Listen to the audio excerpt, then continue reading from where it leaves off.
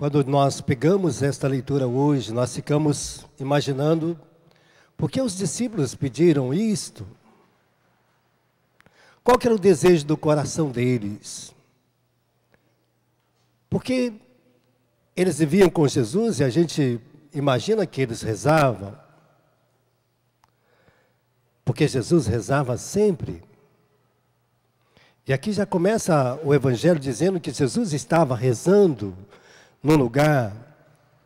Significa que os discípulos não tinham este hábito. Eles iam até mesmo ao templo, faziam as suas orações, mas as suas orações muitas vezes, ela não tinha essa expressão que eles viam em Jesus. Não tinha esta graça, como eles observavam que Jesus passava bom tempo da sua vida rezando, conversando com Deus, conversando com o Pai. E eles percebiam que Jesus tinha algo extraordinário no momento da sua oração, que era uma entrega total de Jesus. E querido, quando nós pegamos o nosso catecismo, e nós precisamos aprender a usar o nosso catecismo da igreja. Neste ano, que nós vamos começar agora, o ano em que o Papa instituiu como o ano da fé, para nós retomarmos a nossa vida de fé, alicerçar a nossa vida naquilo que é realmente a essência para vivermos bem a nossa vida em Deus.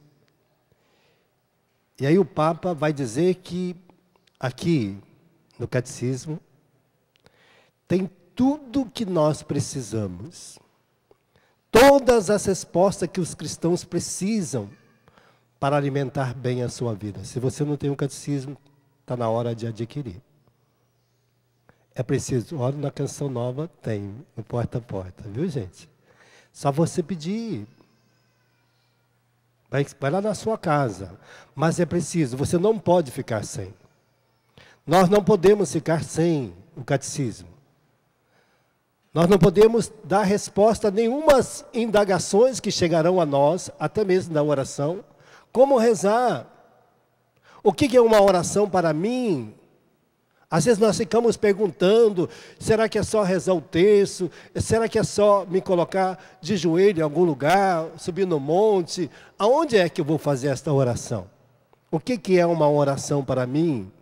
Se Jesus chegasse hoje e você falasse assim, Senhor, me ensina a rezar que eu não sei.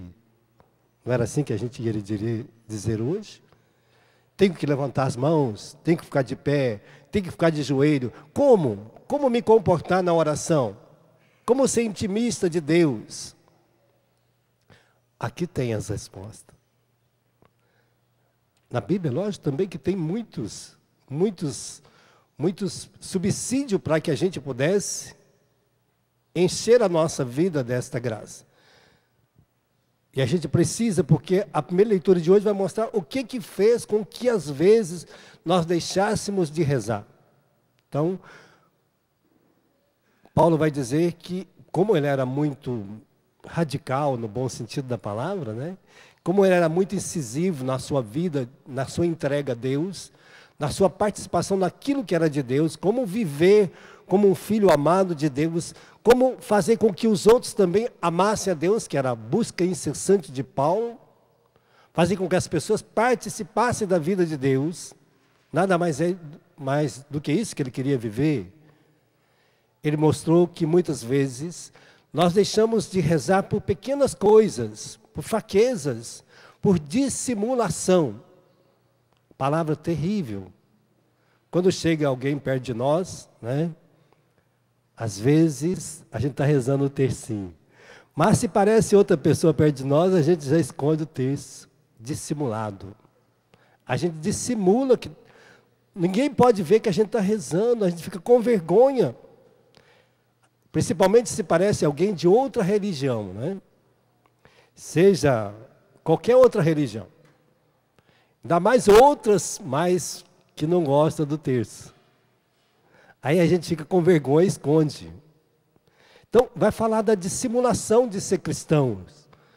Ah, você vai à missa? Ah, eu vou sim. Até eu participo de um grupo chamado da Renovação. Olha, fala até assim meio, como que existisse divisão entre nós. Nós ficamos com vergonha de testemunhar nossa fé, nossa vida, nossa entrega a Deus. Se aparece alguém que é espírita, a gente fica com vergonha de dizer daquilo que nós somos como católico, como pessoa de Deus, como Deus nos resgatou. Nós ficamos com vergonha de testemunhar, porque nós ficamos dissimulados. Vivemos de dissimulação. Fingimos pose. Às vezes nós fizemos dissimulado dentro de casa, né? Dissimulamos dentro de casa. Às vezes vamos à missa e xingamos, gritamos, falamos palavrão. Como é horrível. Por que a gente não aprende a rezar? Porque a gente também não vê nossos pais rezando às vezes. A gente, quando é criança, qual o pai que às vezes sentou para ensinar a criança a rezar uma Ave Maria, um Pai Nosso, ou qualquer outro tipo de oração? Meu pai nunca ensinou. Isso eu tenho certeza que eu não aprendi com ele. Muitos pais, a gente não via nossos pais fazendo, ouvia nossas mães nos chamando para ir à missa, vamos à missa. Mas a gente nem sabia o que era missa, não entendia como celebrar, como rezar, se a gente não sabe o que a gente está fazendo e por que estamos fazendo. Por isso nós dizemos dissimulado na nossa vida de oração, com preguiça, desanimado, porque nós não sabemos o efeito gracioso que ela é para a nossa vida. Nós não temos ideia do poder da oração na nossa vida. Não temos.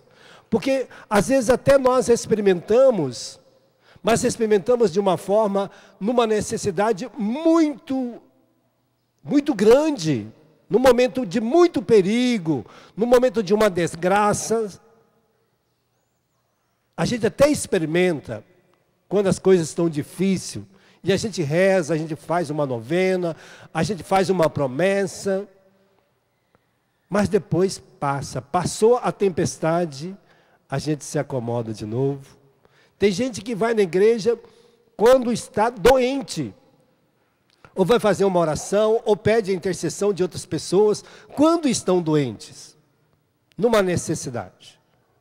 Quando as coisas acalmam, quando as coisas estão bem, elas desaparecem. Nós não rezamos às vezes para comer, não rezamos às vezes ao levantar. Nós não rezamos às vezes na hora de dormir. E aí nós temos sonhos, tribulações à noite, pesadelos, porque a nossa alma está tão cheia de coisas. E aqui vai dizer o catecismo dessa necessidade de não mais viver como dissimulado. A oração é esta intimidade, criar intimidade. Quando uma pessoa vai namorar, ele procura o quê? Criar intimidade com aquela pessoa. Ele começa a olhar para ela de longe, sorrir, né? Ó. Depois ele aproxima, se apresenta, fala o nome, fala o que faz, fala dos seus feitos, fala da sua riqueza, fala de todos os seus sonhos. Olha, fala até dos sonhos de casar com ela. Já, olha, antecipa, tá vendo? Quando nós queremos criar intimidade, é isso. E a oração é esta graça. Como amar Deus se eu não tenho intimidade, se eu não falo? Deus sabe tudo de mim, Ele me conhece, Ele é um Pai amoroso que sabe tudo de mim, Ele pode ter intimidade comigo, mas eu não tenho com Ele. Então, quando uma pessoa nos visita pela primeira vez, que vai na sua casa, antigamente ele batia lá no portão, né? Batia a palma no portão. Aí a pessoa saía lá na porta da casa, abria. Pois não, lá da porta, nem ia no portão. Pois não. Ah, você é fulano de tal, sou. Olha, eu sou da cidade tal. Aí fala que é da cidade dele. Olha, eu vim trazer um recado para você. Aí a pessoa já desce, vai lá no portão, já aproxima. E aí a pessoa dá o recado, eu estou morando aqui próximo, já vai criando laços. Ai, que bom ser da minha cidade. Entra, vamos tomar um copo de água, vamos tomar um café. Ó, já entrou para dentro de casa, né? Antes era só da porta, agora Eu me lembro que eu fui fazer uma evangelização numas casas, num bairro residencial de classe média para cima. Já não batia nem no portão mais, era no interfone. Oi, apertava o interfone. Quem é? Olha, é o missionário. Olha, agora não posso atender. É o missionário, não podia. Mas Deus quer entrar na sua casa. Se Deus quer entrar na minha casa, aí bom, aí já abri a porta, porque Deus queria entrar, tá vendo? Tem que levar alguma coisa para criar intimidade. E aqui vai dizer, a oração é um impulso do coração, um simples olhar lançado ao céu, um grito de reconhecimento e amor a Deus no meio da provação, de uma alegria, é criar intimidade com Deus. Criar intimidade. Abrir meu coração para alguém que me ama, para alguém que quer o meu bem, para alguém que quer me ajudar a ser a melhor pessoa do mundo, para alguém que faz tudo por mim, para alguém que me deu a vida, do qual eu ainda não conheço e não tenho intimidade, do qual alguém que eu ainda não conversei com ele, não me aproximei, não deixei com que ele tivesse intimidade comigo. Ele tem a dele para comigo, mas eu ainda não tenho para com ele. E vai dizer, a oração eleva-se a alma a Deus, que tem sede de estar comigo, para com a minha alma que tem sede e não sabe aonde saciar a sede. A oração é essa intimidade. Quando eu estou na minha tristeza, estou sedento, na solidão, eu não sei como saciar a minha alma. Mas Deus sabe como saciá-la. E Deus quer me ajudar a saciar a sede da minha alma. Porque a sede, essa solidão, não está no seu físico, no seu biológico. Ela pode atingi-lo, mas está muito mais na sua alma, nas suas emoções, nas suas tristezas, nas suas feridas, nas suas dores. A sede está aqui, mas ela só pode ser saciada com os bens do céu, com o amor, e não com nenhuma outra coisa. Então ele vai dizer da necessidade de rezarmos. A oração ela nos faz uma aliança de amor com Deus, é uma aliança de amor para com Deus, ela é uma comunhão em que eu entro nela e recebo e participo adentro em todas as riquezas de Deus que eu ainda não participava porque não conhecia e não sabia como se alimentar dela. Então é uma comunhão maravilhosa quando eu vou entrando na intimidade da oração. Porque eu vou saciar aquilo que estava me matando, aquilo que estava destruindo. Ela é uma fonte de criação, de coisas novas dentro de mim. Uma fonte de água viva que vai alimentar todo o meu ser. E vai me dar direção, vai sustentar a minha fé, vai fazer com que eu caminhe numa única direção.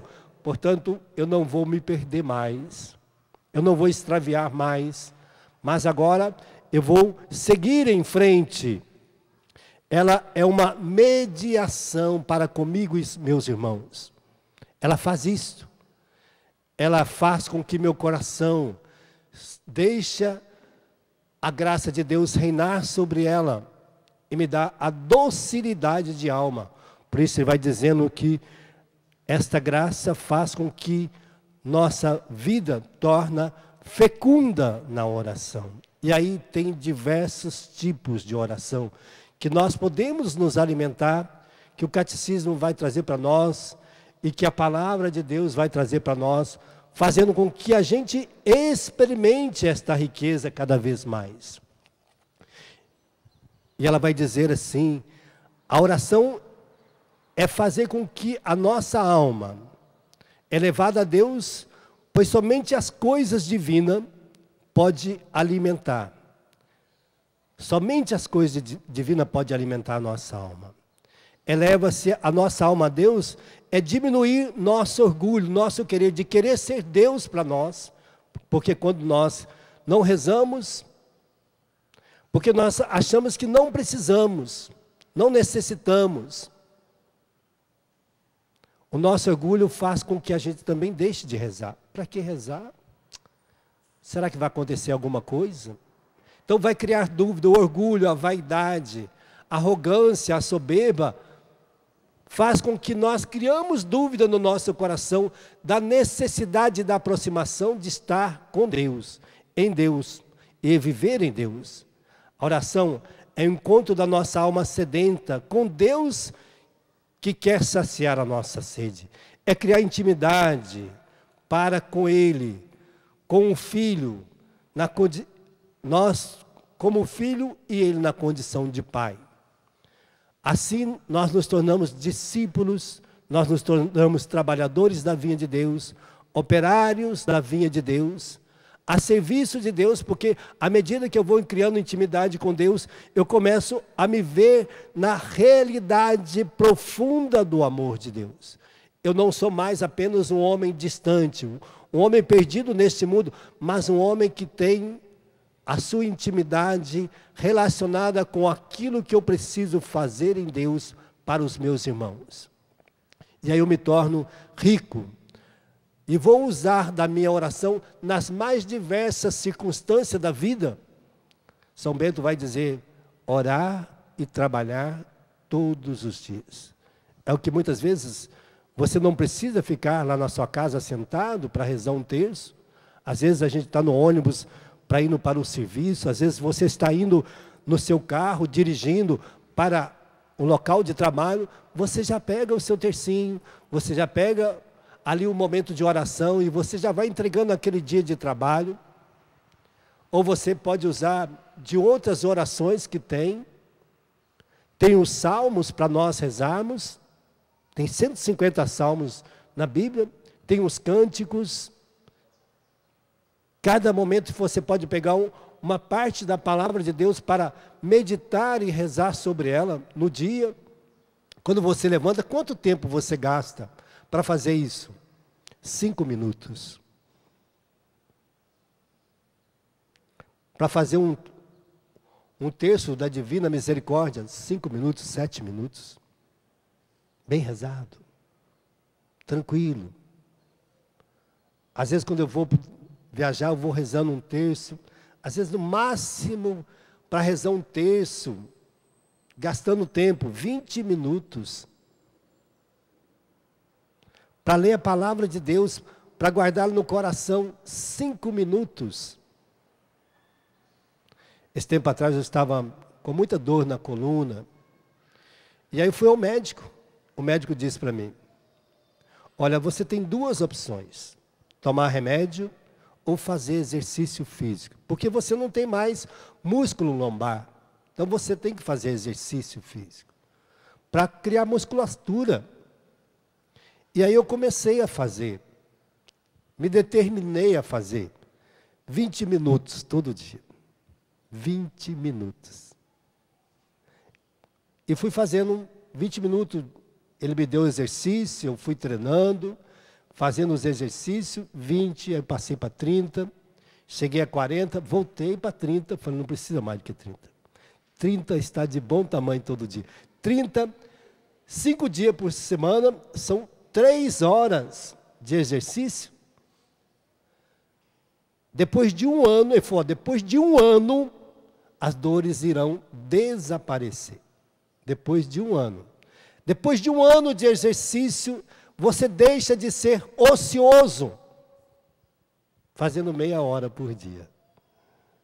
E eu me propus a fazer. E já faz 6 anos que eu faço. 6 anos de exercício todos os dias. Levanto, faço abdominal, faço meus exercícios que o médico prescreveu todo dia. Todo dia. Acabou meu problema de coluna. Porque eu me predispus, assim também a nossa vida de oração, eu me predispus a fazer todos os dias aquilo que é o nosso estatuto na Canção Nova, de fazer o nosso terço, de fazer a nossa adoração, de fazer o estudo da palavra. O estudo da palavra faz 3 anos que eu não pulei um dia. 3 anos que eu não pulei um dia. Estou acabando a Bíblia. Comecei no livro do Gênesis, estou terminando a Bíblia, porque eu não pulei um dia. Então, quando nós tomamos a decisão e fazemos aquela graça acontecer, nós nos tornamos fiéis. Então, Deus hoje mostra esta intimidade que nós vamos criando, nós vamos tornando íntimos de Deus, por isso nós somos rezando, caminhando e nós vamos vencendo. E a oração é isto, falando das necessidades. Tiago vai dizer, se está triste, reze, se está contente, cante. Se está enfermo, peça o sacerdote que unja você com óleo santo, porque a oração dos santos irá apagar os seus pecados e curar as suas doenças. Olha, a oração vai dizer, segundo 1 Tessalonicenses 5,17, orai em todas as circunstâncias da sua vida.